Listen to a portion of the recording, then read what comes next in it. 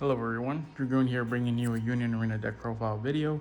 Today we're going to be looking at my red YuYu Hakusho deck. I have mixed the Kurama deck with the Hiei deck, and I know there's variations of it. There's also like a way you can play Yusuke with it, and initially I was actually trying to play all three together because I think being able to just draw on Yusuke rate and him having the access to attack on the turn he's played, but also the draw potential and nullify impact was really good.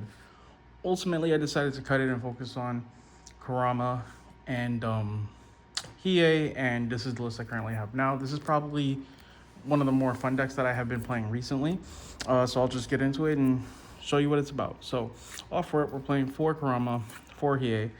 These are your primary raid targets. They're also the most important zero costs in the deck. The zero costs in red are very basic. It's either Yusuke, Kurama, Hiei, and then like all the good stuff. So these are your primary ones. Both are get triggers, which is great. And you need them to raid. And last zero cost I play is for Yukina. Her being able to draw a card, discard a card is pretty typical for this deck. However, being able to pitch event cards early, primarily your special card, which you can use later on, is a benefit because typically playing zero cost, sometimes you just draw and you don't want to discard anything. So at least you discarding the special card doesn't really stress you out too much. And it's I actually prefer to do that sometimes because then I don't feel stressed to activate the special raid over Hiei and then activate it again. Now it's just like I can play this, discard this, and then later when I want to raid Hiei and blow up a card, I still have the action point to do something else. So that covers my zero costs. My one costs are a little on the weird side. I actually play 2 Goki and 2 Botans. So Botan generates 2 energy. I can bounce Yukina back or Goki as well if I feel like Goki is in trouble. Goki has impact and he has to attack if able. And if he loses a battle, he dies. If he's inactive, he dies. But one cost for impact is kind of crazy because you typically can run over most 0 and 1 drops. So he is pretty good, and I'm exploring him with a few tech cards in here. One of those tech cards is 2 cost Yukina. I play this as a 3 of. You can switch her to rest and give a unit 1,000, which makes him a 3,500, which gets over majority of 1, 2, and 3 drops in the game. So now this forces your opponent to like raid a little aggressively, and sometimes they'll have to raid in a situation where they want to, which also leaves them exposed to your special cards from Hiei. So if you pitch it early, you just blow it up early, and then you just have this offense that is like surmounting into like an overwhelming force, because that's the idea here. You want to like out-resource your opponent. So this Yukina makes sure that Goki has a place on the field for a long time. Again, except against red. Against red, Goki is very weak, so you need the Yukina there to keep him alive. Going to my other 2 drops is just 4 Hieis. There's not really a lot of good Hieis outside of the zero cost, truthfully. My opinion is that this card is a little on the weaker end because you only get his effect if you use an event effect this turn. So like the situation I mentioned before where you discard the special and then later you raid over Hiei, blow up a card, and then you can just play this in the backline. So replace the Hiei you raided over and then draw a card like that. So like you have to be a little imaginative with it, but overall it's a pretty weak in my opinion.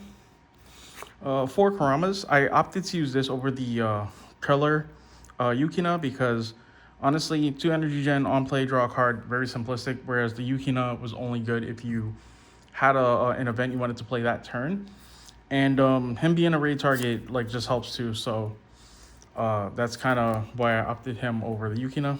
Going into my 4 drops, 4 Hiei raids, and then 2 Yukos. Yuko also keeps Goki, the 1 cost. I think his name is Goki. I just said it like 100 times.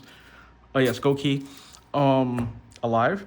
You also could discard 2 cards. He gets double attack. He also allows you to get your 6 cost Kurama raid to his 8K without you having to discard a card to give him that. And then later it makes it a little like cheaper to where you're not having to discard 4 cards. Instead you just discard 3. If you have multiples, discard 2. If you have like you can, so there's ways to make the 6 cost good. He is one of those. And then of course Hiei lets you use a special card from the sideline by removing it from the game. He gets impact if you used a event effect that turn, which is really good.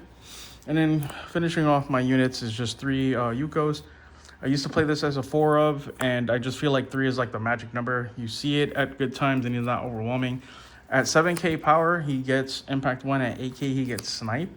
On raid, he gets 3000 BP, so like he's the most dangerous undeterred to play him. And then of course you can discard cards from your hand to give him 1000 BP. So he's a really strong card, and even if you just buff him up to the 5k, he has impact all the time. So it's really good. Now the event card. So outside of the typical 4 specials and finals that you normally play, I am playing 6 additional event cards. So the first one is 3 Grand Treasures. This is a draw 3, discard 1, which is great. Lets you filter out dead cards in your hand. And it's a draw trigger. So it's a pretty good card. And, you know, playing this and then following up with a Hiei and then raiding over would be cool. Or it just gives you resources to also abuse Kurama as well. For some early game control, Sword of the Darkness Flame. I'm a little iffy on this card. I'm going to leave it in for now. I do plan to test, I forgot the name of the other one. It's the one that gives 1000 BP. And if you have Hiei on the field, I think you want to tap an AP or something like that. For now, we're using this.